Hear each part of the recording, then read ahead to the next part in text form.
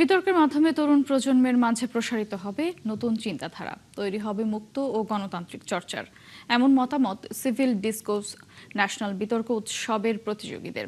2 দিন ব্যাপী the Bangladesh Dialogue ও Ahsanullah University of Science and টেকনোলজিতে অস্ট ডিবেটিং ক্লাব আয়োজিত অনুষ্ঠানে কথা বলেন তারা। আয়োজকরা জানান, বিতর্ক আয়োজনের মাঝে দিয়ে দেশে তৈরি হবে ন্যায়, সাম্য ও সম্মানের ভিত্তিতে একটি সচেতন বাংলাদেশ গড়ার পথ।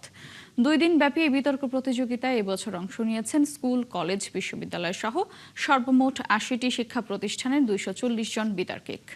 তরুণ প্রজন্মকে নিয়ে কাজ করতে গিয়ে বাংলাদেশ ডায়ালগ দেখলো যে বিতর্কের, বিশেষ করে বাংলা বিতর্কের যে জায়গাটা, সেটা আসলে একটা নতুন জায়গা হতে পারে। বুদ্ধিভিত্তিক একটা চিন্তার একটা মেলবন্ধন ঘটাতে চেয়েছি। ন্যাশনাল লেভেলে আপনি এই ডিসকোর্সগুলো নিয়ে কিভাবে কথা বলতে পারেন বা আপনার মতামত রাখতে পারেন, সেখান থেকে আমাদের মনে হয়েছে যে এই জিনিসটা নিয়ে কাজ করা দরকার।